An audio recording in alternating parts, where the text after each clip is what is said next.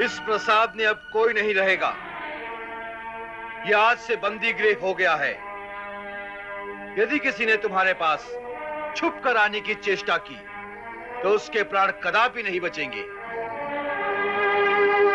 भागने की चेष्टा भूल कर भी न करना। यह महल आपके स्वागत के लिए सजाया गया था। आप भी क्या याद रखेंगे कि ससुराल में कितना भव्य स्वागत हुआ। अपने घर में आने पर स्त्री को स्वागत से अधिक सुरक्षा की आवश्यकता होती है। सो आपकी स्थिरता और आपका धैर्य देखकर मैं अपने को पूर्णतया सुरक्षित पाती हूँ। तुम सेनापति अवश्य हो, परंतु मथुरा की सेना राजभक्त है, राजद्रोही नहीं। इसी शक्ति के भरोसे पर हम आज्ञा देते हैं कि देवकी और वसुदेव के महल के चारों ओर जो तुमने पहरा बिठा दिया है वो आज ही हटा दिया जाए। तुम लोग अंदर कैसे आ गए? सैनिकों ने तुम्हें रोका नहीं? स्वामी, महाराज उग्रसेन ने कड़ी आज्ञा दी है कि आपके भवन से तुरंत सैनिकों को हटा लिया जाए और आपको स्वतंत्र कर दिया जाए। अच्छा।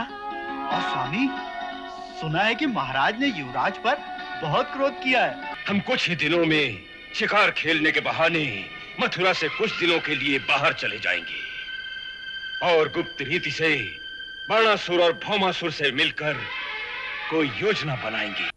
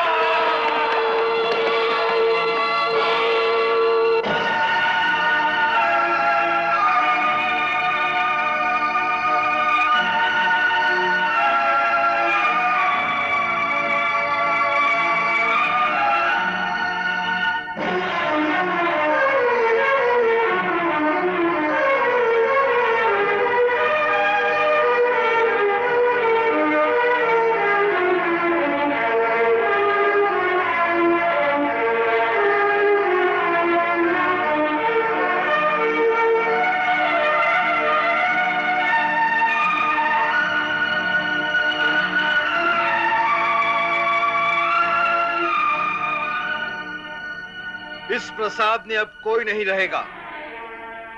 यह आज से बंदी गृह हो गया है। यदि किसी ने तुम्हारे पास छुप कर आने की चेष्टा की तो उसके प्राण कदापि नहीं बचेंगे। भागने की चेष्टा भूल कर भी न करना। चलो।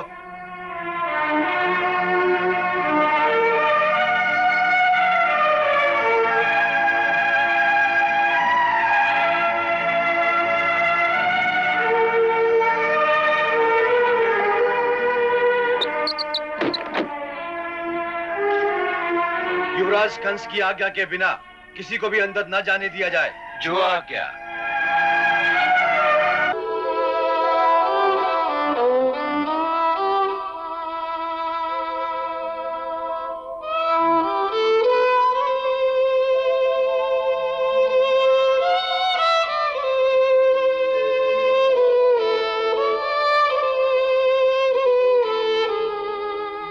देवी, ये महल आपके स्वागत के लिए सजाया गया था। आप भी क्या याद रखेंगे कि ससुराल में कितना भव्य स्वागत हुआ। अपने घर में आने पर स्त्री को स्वागत से अधिक सुरक्षा की आवश्यकता होती है। सो आपकी स्थिरता और आपका धैर्य देखकर मैं अपने को पूर्णतया सुरक्षित पाती हूँ।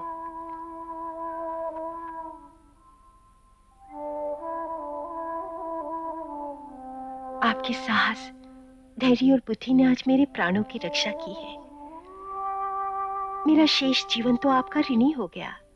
देवी, पति पत्नी के बीच ऋण का व्यापार नहीं होता। उनका सब कुछ तो एक दूसरे के लिए ही होता है।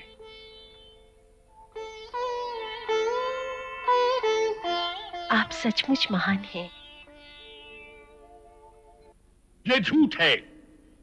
हमें विश्वास नहीं होता कि कंस ऐसा नीच कर्म करने की सोच सकता है। अपने हाथों अपनी छोटी बहन का वध करेगा? नहीं, वो तो उसे सबसे अधिक प्रेम करता है। महामंत्री, आपकी सूचना सत्य नहीं हो सकती। क्षमा करें महाराज, ये सारा कांड अंगरक्षक सैनिकों के सामने हुआ है, कोई एकांत में नहीं हुआ, इसलिए ये सूचना मिथ्या नहीं हो सकती। ठीक है, हमने उसे बुलवा भेजा है।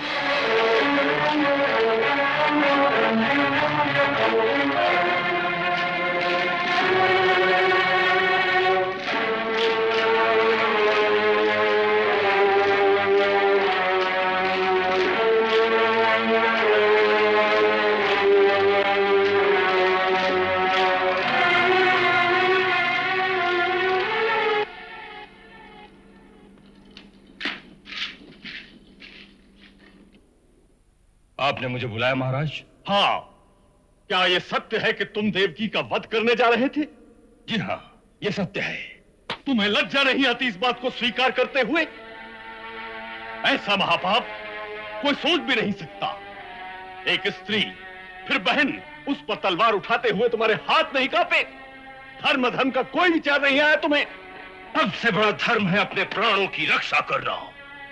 इसलिए यदि मुझे किसी से भी अपने प्राणों का भय होगा, चाहे वो स्त्री हो या बालक, उसका वध करना ही मेरा सबसे बड़ा धर्म है। ऐसे जघन्य पाप का केवल संकल्प करने पर हम तुम्हें प्राणदंड भी दे सकते हैं। हमारी दया और पितृस्नेह का अनुचित लाभ उठाने की चेष्टा कभी न करना। लाभ मैं नहीं उठा रहा हूं महाराज, मेरा लाभ आप उठा रहे हैं। आप जानते हैं कि जब तक कंस है तब तक मथुरा का राज्य सुरक्षित है, इसलिए हम तुम्हारी हर अनुचित बात मान लेंगे। नहीं कंस, ये तुम्हारी भूल है।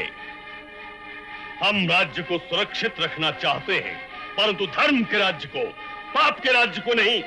जो शक्तिशाली होता है वो जो करता है वही धर्म होता है। इसलिए धर्म का राज्य क्या है और पाप का राज्य क्या है, इसका निर्णय वही करेगा जिसके पास शक्ति होगी। और इस समय शक्ति किसके पास है ये आप जानते हैं। हाँ, जानते हैं। शक्ति सदा राजा के ही पास होती है। तुम सेनापति अवश्य हो, परंतु मथुरा की सेना राजभक्त है, राजद्रोही नहीं। इसी शक्ति के भरोसे पर हम आज्ञा देते हैं कि देवकी और वसुदेव के महल के चारों ओर जो तुमने पहरा बिठा दिया है वो आज ही हटा दिया जाए। हम और कुछ तर्क सुनना नहीं चाहते।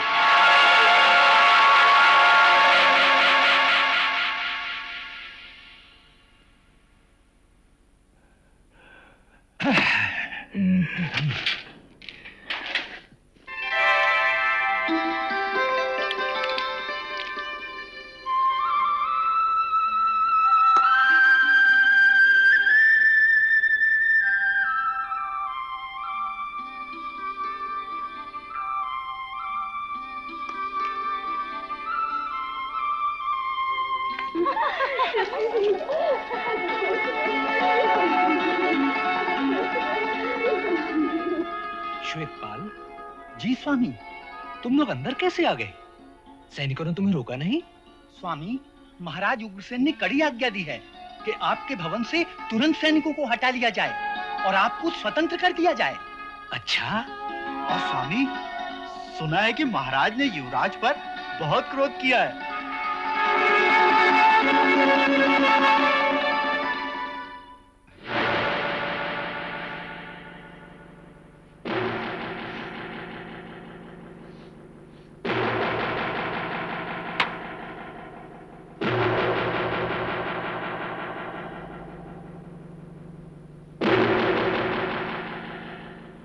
सबके सामने हमारे सेनापति का ऐसा अपमान, महाराज की इतनी हिम्मत क्या अक्रूर और सत्यक के बलबूते पर हो गई है?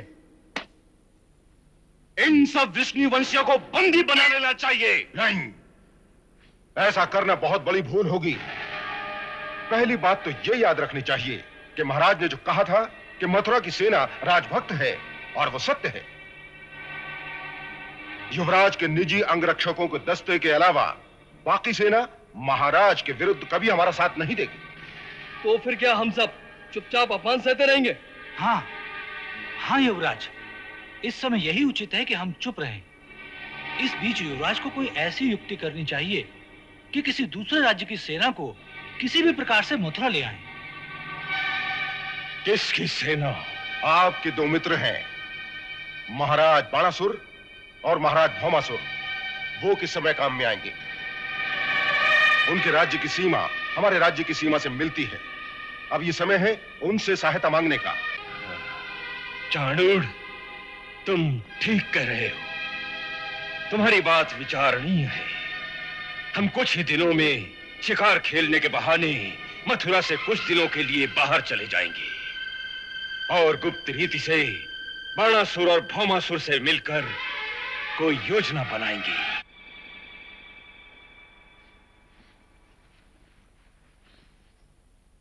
जोहार महाराज। आओ अक्रूर जी, पधारो। कहिए, क्या समाचार है? समाचार तो सब आप भी जानते हैं महाराज। इस समय कुमार वसुदेव और देवकी की रक्षा का प्रश्न है महाराज। उन्हें तो महाराज उग्रसेन ने मुक्त कर दिया है। भय हमें महाराज से नहीं, कंस से है। आज भले ही वो महाराज उग्रसेन के सामने दब गया है, परंतु वो पापी कुमार वसुदेव और देवकी को निश्चिंत नहीं रहने देगा। उसके हाथों वो दोनों कभी सुरक्षित नहीं रह सकते महाराज। तो आप क्या करेंगे? कि इससे पहले कंस कोई और चाल चले, हमें कुमार वसुदेव और देवकी को इसी समय मथुरा से निकालकर किसी सुरक्षित स्थान पर पहुंचा देना चाहिए। महाराज, अक्रूर जी का ये प्रस्ताव उचित है, इसे स्वीकार कर लीजिए।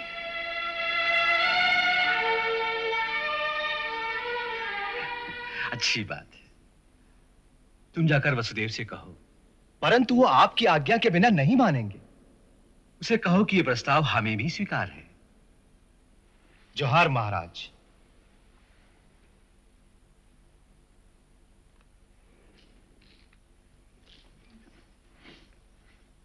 आप समझने की कोशिश कीजिए कुमार। आपका यहां से निकलकर किसी सुरक्षित स्थान पर जाना आवश्यक है, तभी तो भविष्यवाणी सत्य हो सकेगी। आप भविष्यवाणी को सत्य मानते हैं? अवश्य। तो फिर जिन्होंने भविष्यवाणी की है उसकी सत्ता को नहीं मानते? अर्थात? अर्थात क्या? यदि यह निश्चित है कि हमारी 8वीं संतान कंस का विनाश करेगी, तो फिर यह भी निश्चित है कि हमारी 8 संतानें होंगी। अवश्य। फिर तो यह भी निश्चित हो गया कि हम जहां भी रहें, जैसी भी दशा में रहें, हम जीवित रहेंगे। फिर हमारी सुरक्षा के लिए इतनी भागदौड़ क्यों? परंतु कुमार। अक्रूर जी, भगवान ने किसी मानव के हाथ में किसी दूसरे के जीवन और मृत्यु का अधिकार नहीं दिया। हाँ, यदि काल ने हमें मारना है तो हम मथुरा छोड़कर जहां भी जाएं, काल हमें वहीं आकर मार देगा। और यदि काल ने हमें नहीं मारना है तो कंस मथुरा में भी हमारा कुछ नहीं बिगाड़ सकता। इसलिए मथुरा छोड़कर जाना मुझे उचित नहीं लगता। आप भाग्यवाद की बात कर रहे हैं, परंतु भाग्य भी तो मनुष्य के पुरुषार्थ से ही बनता है, और पुरुषार्थ करना मनुष्य का धर्म है। जो अपने धर्म का पालन नहीं करता, धर्म उसकी रक्षा नहीं करता। इसलिए आप अपने धर्म का पालन कीजिए। मैं अपने धर्म का ही पालन कर रहा हूं, और इस समय मेरा धर्म यही है कि मैं मथुरा में रहूं। क्यों? क्योंकि मैंने युवराज कंस को वचन दिया है कि मैं और देवकी मथुरा छोड़कर नहीं जाएंगे। अपने इसी वचन को धरोहर रखकर मैंने युवराज कंस से देवकी के प्राण उधार मांगे हैं। इसलिए मेरा धर्म यही है कि मैं मथुरा में ही रहूं। क्या कुमार वसुदेव ने ऐसा कहा? जी महाराज।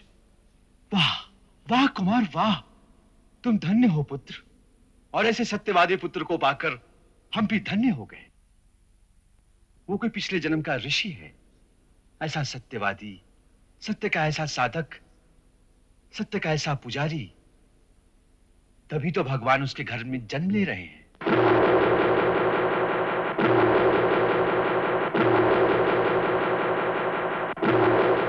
यदि महाराज तुम्हारे रास्ते की रुकावट बनते हैं कंस, उन्हें अपने रास्ते से हटा दो। ये कहना सहल है महाराज बाणासुर, लेकिन करना सहल नहीं। तुम सेनापति हो, सेना तुम्हारे अधीन है। हाँ, सेना हमारे अधीन है, लेकिन हमारी भक्त नहीं। मथुरा की सेना स्वामी भक्त है, और वो महाराज उग्रसेन को ही अपना स्वामी मानती है। इसका अर्थ यह है कि हमारे मित्र को किसी दूसरे की सेना की आवश्यकता है। लेकिन ये सैनिक मथुरा पहुंचेंगे कैसे?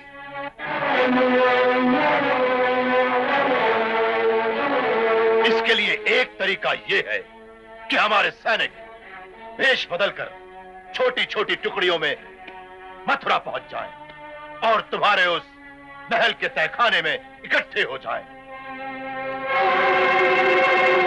और युवराज, किसी उपयुक्त अवसर पर उन सैनिकों की सहायता से किसी षड्यंत्र के द्वारा महाराज उग्रसेन को अपने रास्ते से हटा सकते हैं। हाँ!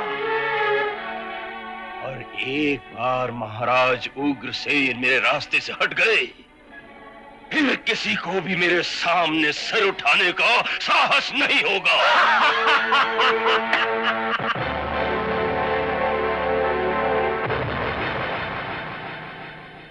कंस एक काला नाग है। जैसे नाग अपना बदला लेना नहीं भूलता, उसी प्रकार कंस भी अपने इस अपमान का बदला लिए बिना नहीं छोड़े। इसीलिए यह आवश्यक है कि हम कंस की हर चाल पर नजर रखें।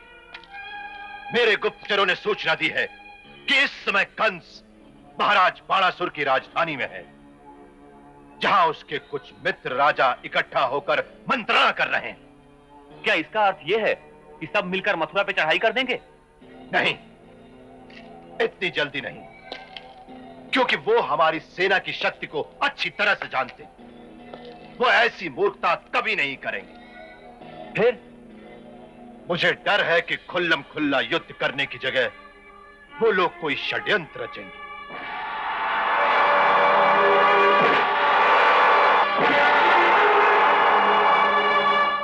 हो सकता है कि बाणासुर, शल्य और भौमासुर के कुछ सैनिक चोरी छिपे उसके राजमहल में जाकर इकट्ठे हो जाएं। अवश्य हो सकता है।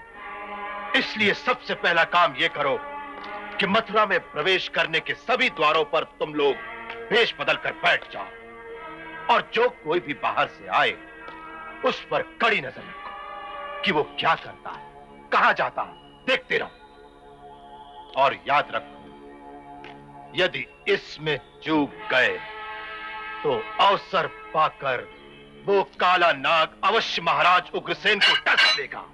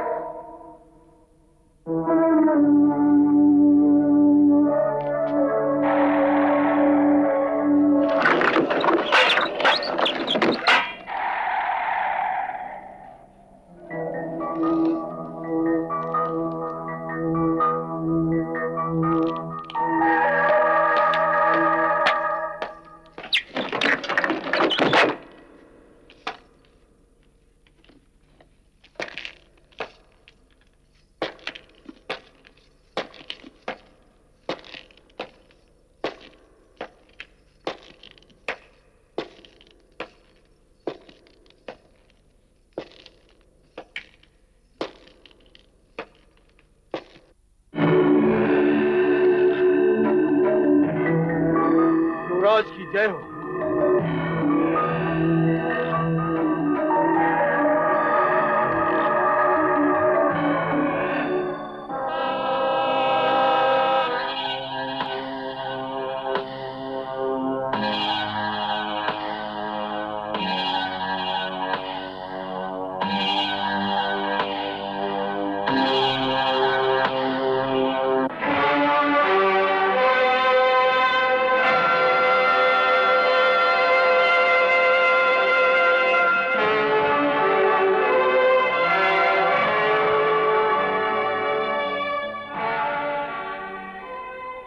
क्या कारण है कि इतने महीनों में केवल इतने सैनिक ही इकट्ठे हुए? हाँ? युवराज, ऐसा लगता है कि मथुरा के यदुवंशी सरदारों को इस बात का संदेह हो गया है कि देश बदलकर आपकी सहायता के लिए कुछ लोग बाहर से आ रहे हैं। इसलिए उन्होंने नगर में प्रवेश करने के हर द्वार पर कड़ा पहरा लगा दिया है। हर नया आदमी जो नगर में आता है, गुप्तचर उसके पीछे लग जाते हैं कि कौन कहां जा रहा है। इसलिए हमारे सैनिकों को कई कई दिन लग जाते हैं इन गुप्तचरों की नजर बचाकर यहां तक पहुंचने में।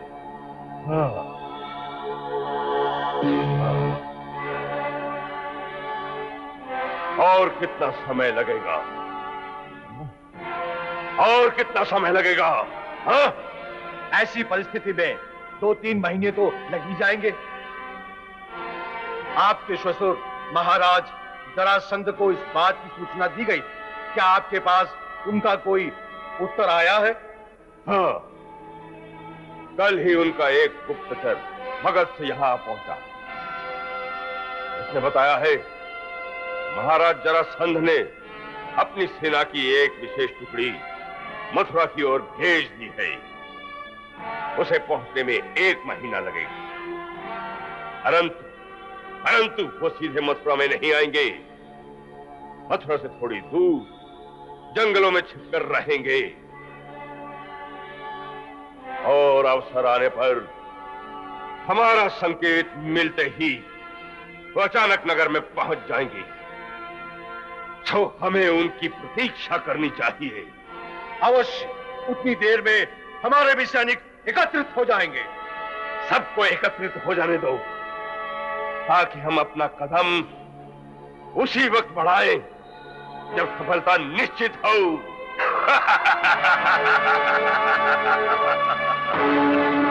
समस्त देवतागण तुम्हारी तरफ आशागत की दृष्टि से देख रहे हैं कि कब वो समय आएगा जब भगवान तुम्हें अपनी माता होने का सौभाग्य प्रदान करेंगे। अतएव अपने अष्टम बालक पर ही दृष्टि रखो और बाकी 7 की कोई चिंता न करो। यही अंतर है पुरुष और स्त्री में। अगर आप में मां का हृदय होता तो आपको पता चलता कि मां की ममता सारी संतानों के लिए एक जैसी होती है। क्या हम सारे यदुवंशी सरदार अपने एक साथी पर ऐसा अत्याचार होते चुपचाप बैठे देखते रहेंगे? नहीं, हमें चुपचाप नहीं रहना है। फिर भी इस बात को नहीं भूलना है कि इस समय कंस की शक्ति बहुत बढ़ी हुई। उधर भौमासुर और बाणासुर जैसे दैत्यों की मित्रता से उसका साहस चौगुना हो चुका है। तो फिर बेहतर है कि चूड़ियां पहनकर बैठा जाए। आज ये अत्याचार वसुदेव जी पर हुआ है, कल वो आप पर, हम पर, किसी पर भी हो सकता है। और मुझे तो ऐसा ही लगता है कि वो एक एक करके हम सबकी दशा भी राजकुमार वसुदेव जैसी कर देगा। इस नन्हे से बालक को ले जाकर उस हत्यारे के हाथ में दे देना चाहते हैं। उसे ये कलेजे का टुकड़ा नहीं दिया जाएगा। अभी तो महाराज भी हमारे पक्ष में है। वो कंस भैया को कोई जोर जबरदस्ती नहीं करने देंगे। कंस भैया से हमने तुम्हारा जीवन उधार मांगा है और उस उधार की कीमत है तुम्हारी प्रत्येक संतान। यदि हम अपने धर्म की रक्षा नहीं करेंगे तो हम सुरक्षित नहीं रहेंगे, क्योंकि मनुष्य की सच्ची रक्षा उसका धर्म ही करता है। देव भाग वत्स, देवकी को हमारे आशीर्वाद के साथ भगवान का ये प्रसाद देना और कहना कि धैर्य रखिए, उसे एक दिन भगवान की माता बनना है। सुना तुमने? जब माता श्री और पिताश्री को ज्ञात हुआ कि तुमने गर्भ धारण किया है तो उन्होंने ज्येष्ठ भ्राता श्री के हाथों भगवान का प्रसाद भेजा है और साथ में यह भी कहलवा भेजा है कि देवकी से कहना कि वो यातनाओं से विचलित न हो, उसे भगवान की मां बनना है। वो धैर्य रखकर अपने पति का साथ दे। पत्नी को पति का साथ देना ही चाहिए, परंतु महाराज से पूछिए कि माता के हृदय को क्या करूं। मैं जानती हूं कि ये अपने सत्यव्रत होने के कारण मेरी संतान होते ही उसे भैया के पास ले जाएंगे। सत्य कहूं जयश्री, माता होने के नाते मेरा जी चाहता है कि इस प्रसव को जन्म ही ना दूं। मेरी कोख में सुख से तो रहेगा। ना देवकी ना, ऐसा मत सोचना, ऐसा मत सोचना। यदि तुम पहली संतान को ही जन्म नहीं दोगी तो तुम्हारे अष्टम गर्भ में तारनहार कैसे अवतार लेंगे? ये धरती पहले ही कंस, जरासंध और भामासुर जैसे राक्षसों के अत्याचार से त्राही त्राही कर रही है। समस्त देवतागण तुम्हारी तरफ आशागत की दृष्टि से देख रहे हैं कि कब वो समय आएगा जब भगवान तुम्हें अपनी माता होने का सौभाग्य प्रदान करेंगे। अतएव अपने अष्टम बालक पर ही दृष्टि रखो और बाकी सात की कोई चिंता न करो। यही अंतर है पुरुष और स्त्री में। अगर आप में मां का हृदय होता तो आपको पता चलता कि मां की ममता सारी संतानों के लिए एक जैसी होती है, चाहे उनमें एक भगवान हो और दूसरा सामान्य मूर्ख बालक। मां की ममता पर सबका एक सा अधिकार है।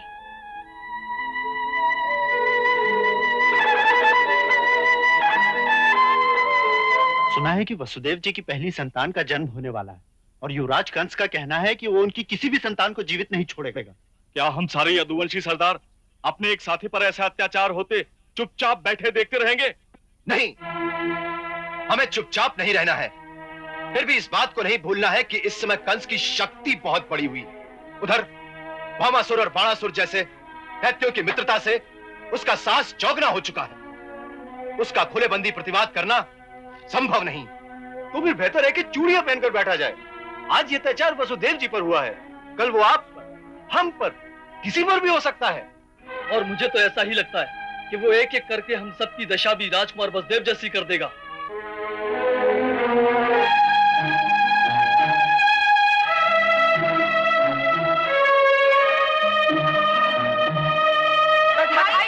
बधाई हो महाराज, बधाई हो। देवी देवकी जी ने एक पुत्र को जन्म दिया है।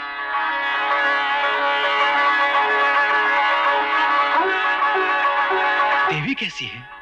स्वस्थ है मगर होश में नहीं।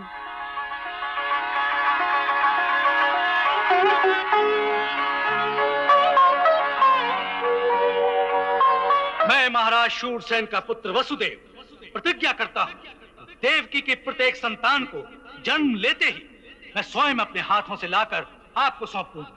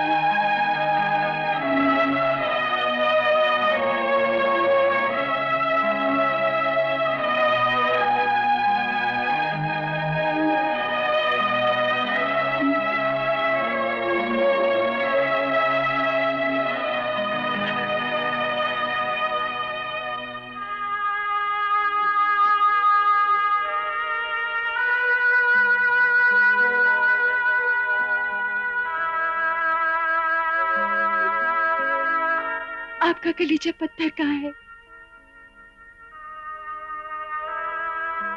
इस नन्हे से बालक को ले जाकर उस हत्यारे के हाथ में दे देना चाहते हैं,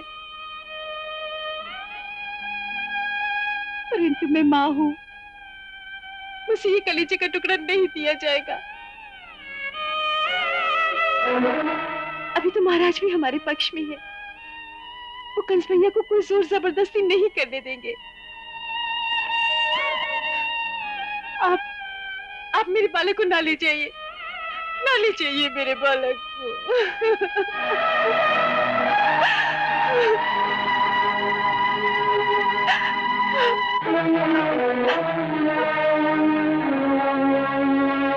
देवकी, वचन देकर उससे फिर जाने वाले मनुष्य की संसार में कोई शोभा नहीं होती। आपको आपको अपनी शोभा प्यारी है, अपना अपना पुत्र नहीं। नहीं देवकी, मुझे अपनी शोभा की चिंता नहीं है। मुझे चिंता है अपने धर्म की, अपने वचन की चिंता है। मुझे तुम्हारी चिंता है। मेरी चिंता क्यों? मेरे प्राणों को तो कोई संकट नहीं। देवकी, कंस भैया से हमने तुम्हारा जीवन उधार मांगा है, और उस उधार की कीमत है तुम्हारी प्रत्येक संतान। यदि हम अपने धर्म की रक्षा नहीं करेंगे तो हम सुरक्षित नहीं रहेंगे, क्योंकि मनुष्य की सच्ची रक्षा उसका धर्म ही करता है।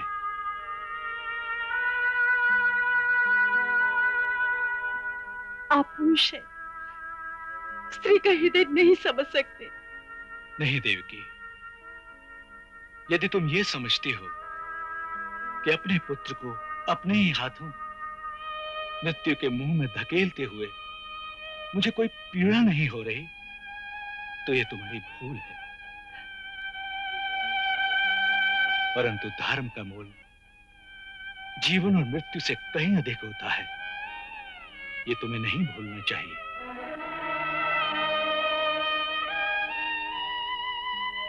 तुम्हें पुत्र मोह को छोड़कर धर्म पालन में मेरा साथ देना चाहिए।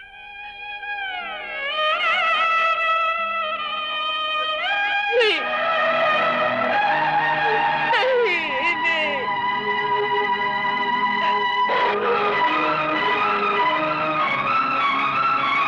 नहीं,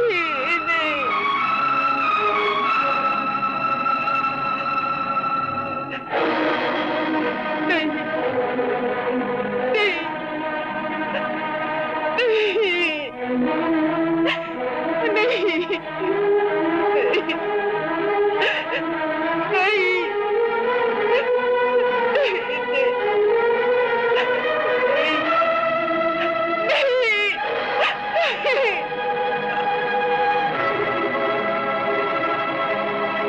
ऐसे ही जीवों से धर्म है जीवित है, यही धर्म निभाने वाले,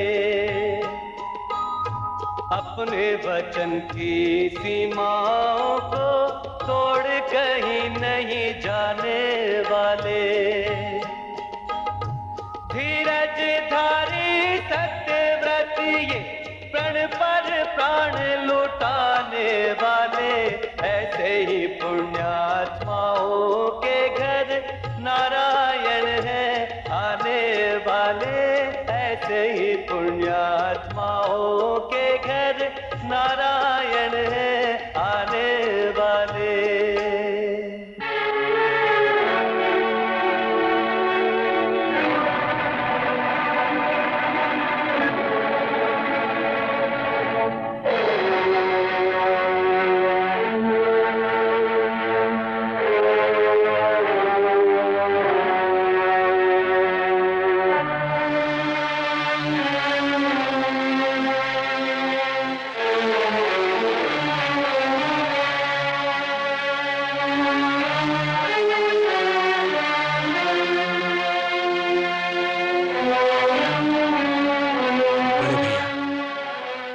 मैंने आपको वचन दिया था कि देवकी की प्रत्येक संतान को मैं आपके हवाले कर दूंगा।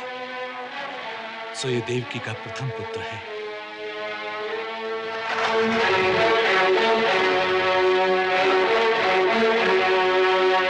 इसे स्वीकार कीजिए।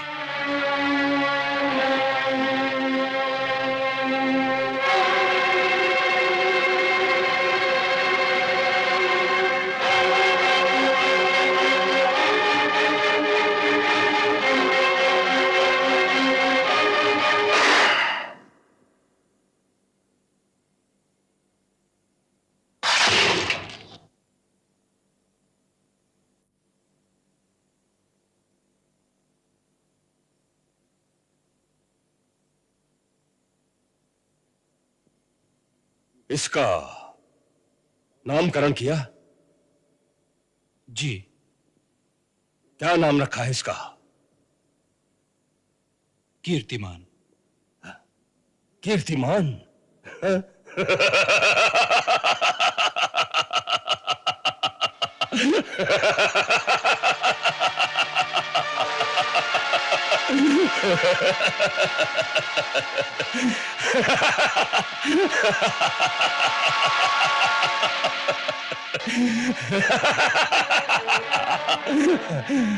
इतना नन्हा सा बालक और इतना बड़ा नाम, कीर्तिमान।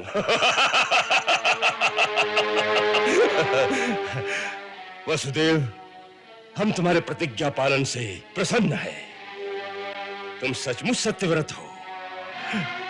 लो, इसे वापस ले जाओ। हाँ।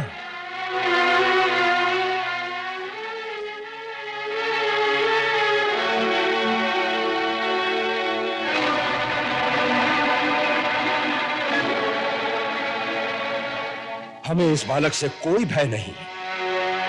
आकाशवाणी ने तो 8वें बालक की बात कही थी। ये तो प्रथम संतान है।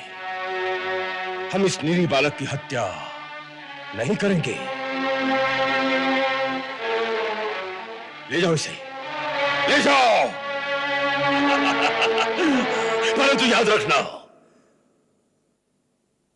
जब तक अपना वचन पालते रहोगे तब तक हमारी दया के पात्र रहोगे, अन्यथा नहीं। ले जाओ इसे, ले जाओ। ये कैसी लीला है? इस पापी के हृदय में ऐसी दया भर दोगे तो इसके पाप का घड़ा कैसे भरेगा? इसका संहार कैसे करोगे? युवराज, यदि आज्ञा हो तो कुछ कहो। कहो, हम हमेशा तुम्हारी बात बड़े आदर से सुनते आए हैं। स्वामी, ये जो आपने उस बालक को जीता छोड़ दिया, वो ठीक नहीं किया। क्यों? हमें उससे कोई भय नहीं। हमारी शत्रु तो देवकी की 8वीं संतान है। फिर हम एक निरीह नन्हे बालक की हत्या का पाप अपने सर क्यों उठाएं? युवराज, इन 5 उंगलियों में से पहली कौन सी और 5वीं कौन सी?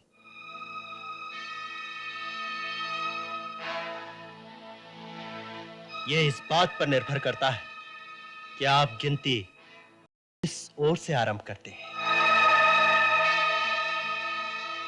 किसी फूल की यदि 8 पंखुड़ियां हो तो उनमें से प्रत्येक पंखुड़ी 8वीं हो सकती है। यह मत भूलिए कि विष्णु देवताओं का पक्षपाती है और अपने विरोधी को वो हमेशा छल से मारता आया, और इस बार उसने अपनी माया डालकर आपके मन में यह करुणा और दया का भाव जगा दिया है ताकि आप निर्बल हो जाएं, आपका निश्चय निर्बल हो जाए। हाँ।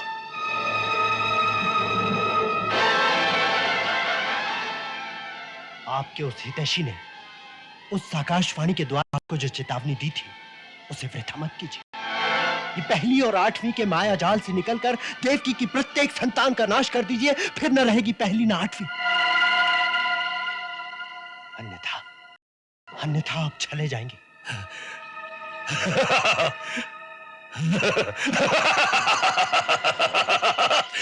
तुम ठीक कहते हो, तुम ठीक कहते हो।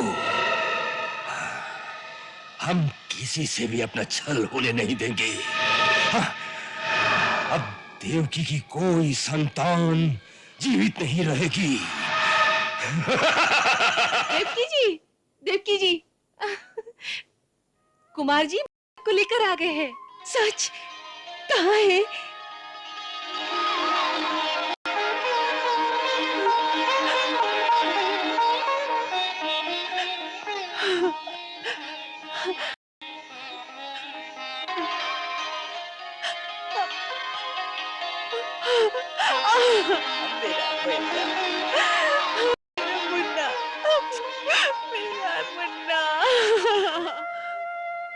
देवी, बालक से इतना मोह अच्छा नहीं।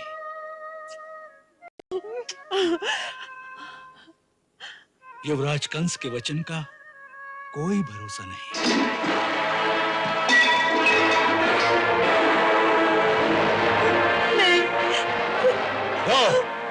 सपोलियों को मेरे हवाले कर दो। नहीं, मैं नहीं दूंगी। कैसे नहीं दोगी? छोड़ दो। मैं कहता हूँ छोड़ो। छोड़ दो। नहीं, मैं कहता हूँ छोड़ो। छोड़ दो। छोड़ो। छोड़ दो मेरे बच्चे। छोड़ो। छोड़ दो भैया। छोड़ दो भैया, दया करो। छोड़ो भैया, दया करो। छोड़ो। भैया, दया छोड़ो। करो। मेरे बच्चे को छोड़ दो। छोड़ दो। मेरे बच्चे को छोड़ दो। भैया, भैया नहीं मारो मेरे बच्चे को। भैया, दया करो। भैया, मेरे बच्चे को बचाओ। भैया, भैया नहीं मारो मेरे बच्चे को। मेरे लाल को मत मारो।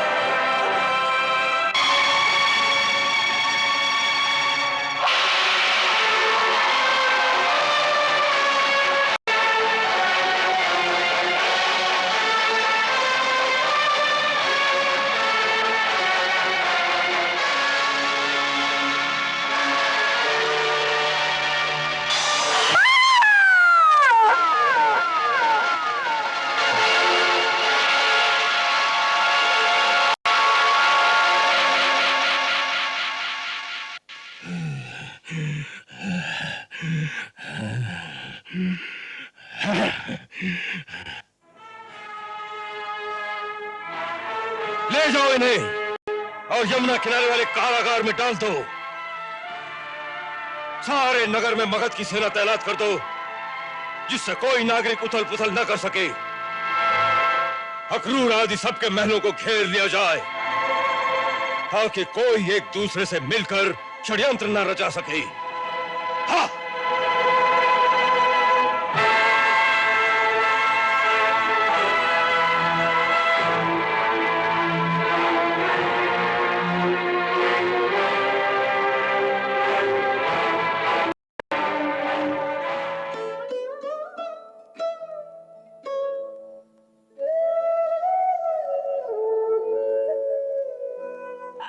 मैंने देखा कि राजकुमारी देवकी युवराज के पैरों में गिरकर मिन्नतें कर रही थी, लेकिन युवराज ने एक नहीं सुनी।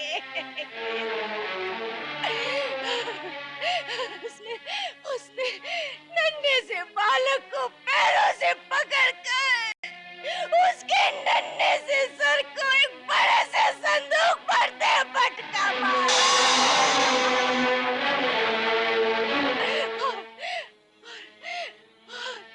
छोटे से मस्तक के टुकड़े टुकड़े हो गए। प्रहरी! प्रहरी! प्रहरी! जी महाराज। सेनापति को तुरंत हमारे पास आने के लिए कहो। जो आज्ञा महाराज।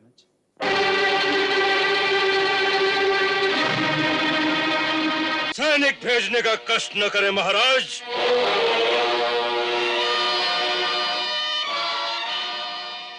अपराधी स्वयं ही आ गया है।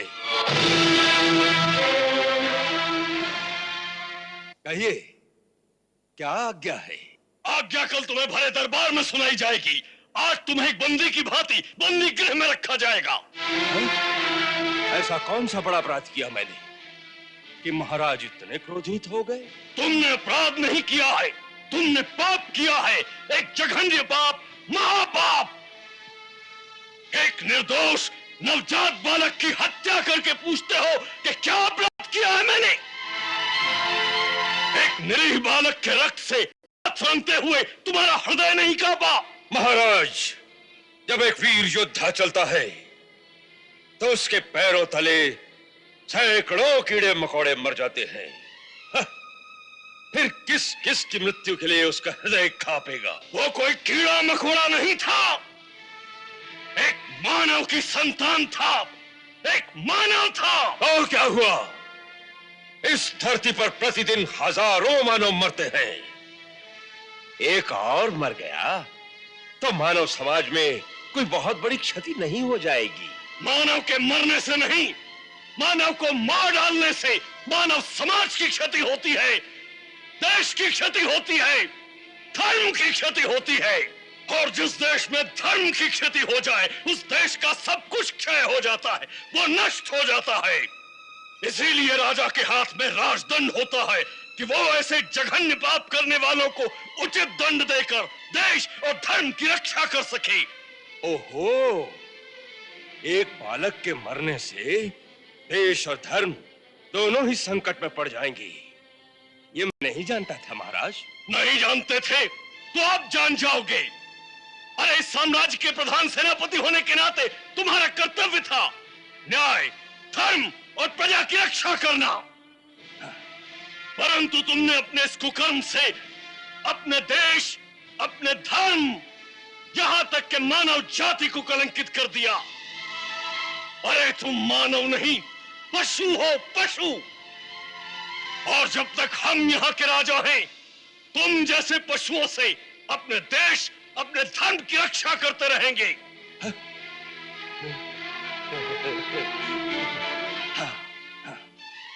तो उसका एक ही सहल रास्ता है महाराज, कि आप राजा ही न रहे।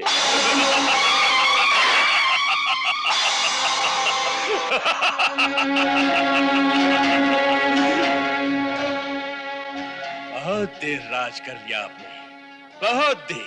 हाँ, अब आपकी आयु वन में जाकर तपस्या करने की है।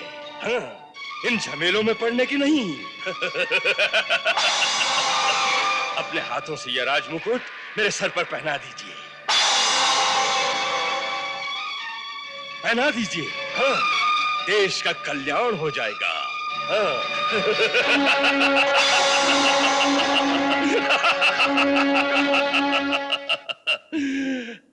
कंस, याद है तुमने एक बार कहा था कि राज्य कोई खीर नहीं जो भूखों में बांट दी जाए। हाँ, उसी प्रकार ये राजमुकुट को खिलौना नहीं जो एक जिद्दी बालक को खेलने के लिए दे दिया जाए। हाँ, इसे मस्तक पर धारण करने के लिए योग्यता होनी चाहिए। योग्यता शक्ति का दूसरा नाम है महाराज, और शक्ति केवल तलवार में है। ये राजद्रोही है, बंदी बना लो इसे। हाँ? जब कंस के हाथ में तलवार हो तो उसके सामने आने का वही साहस करता है जिसे अपने प्राणों का मोह नहीं रहा हो। अपने राजा की आज्ञा का पालन करना हमें अपने प्राणों से अधिक प्यारी है युवराज कंस, इसलिए हमें विवश न करिए, तलवार फेंक दीजिए।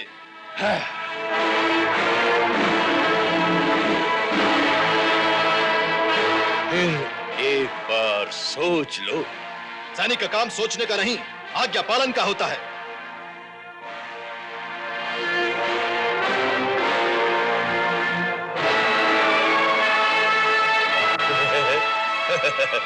ठीक है, जैसी तुम्हारी इच्छा।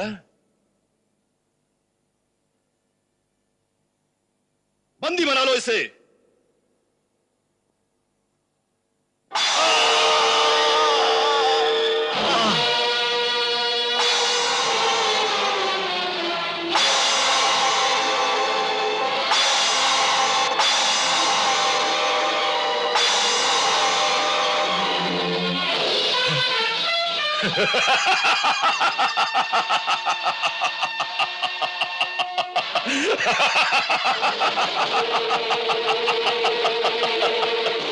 बंदी बना लो इस बुड्ढे को और ले जाकर कारागार में डाल दो।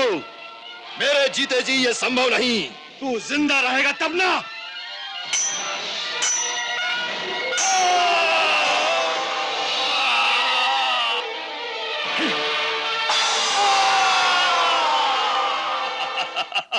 क्यों बुड्ढे, तू मुझे बंदी बनाना चाहता था ना?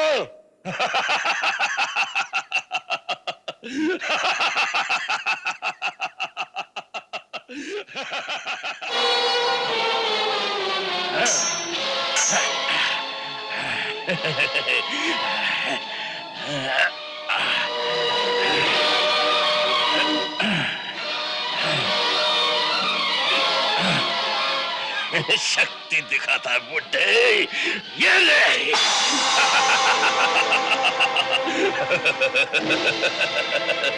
बहुत शक्ति दिखा रहा था है? तुम्हारे बुढ़ापे पर मुझे दया आती है। नहीं कंस, मुझे किसी राजद्रोही की दया नहीं चाहिए। मुझे तुम अपने हाथों मार दो ताकि मुझे वीर गति तो प्राप्त हो। वीर गति प्राप्त करना वीरों का काम है, तुम उसके योग्य नहीं हो। ले जाओ इसे मेरे सामने से। नहीं कंस, नहीं कंस, नहीं कंस, कंस, कंस, मेरी तुमसे केवल एक विनती है, तुम मुझे अपने हाथों मार डालो कंस। कंस, मुझे अपने हाथों तुम मार डालो।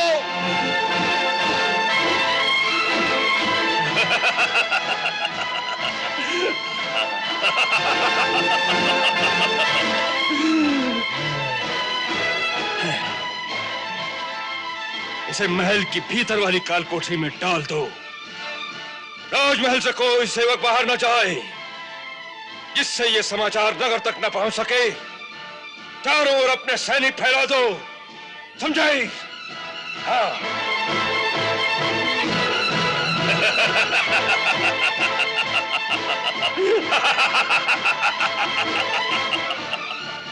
उठो, ले चलो इसे।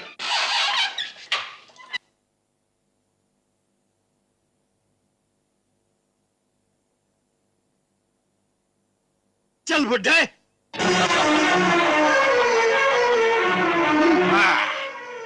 अब बाकी का जीवन इसी काल कोठरी में बीतेगा।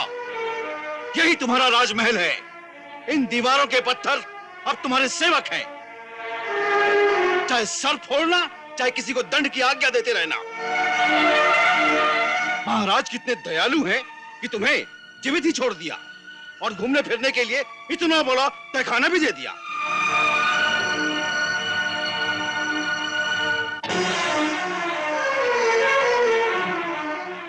बंद करो।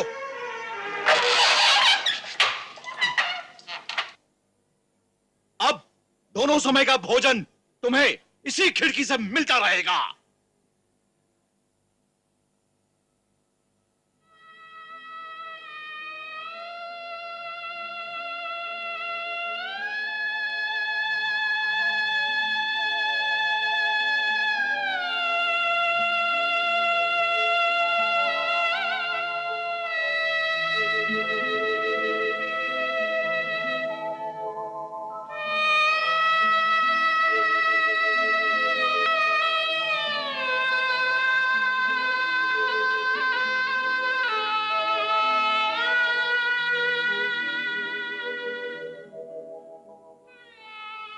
प्रभु, यदि किसी पिता को ऐसा पुत्र देना हो तो उस पर एक कृपा अवश्य करना कि पुत्र जन्म के समय ही उस पिता की मृत्यु हो जाए।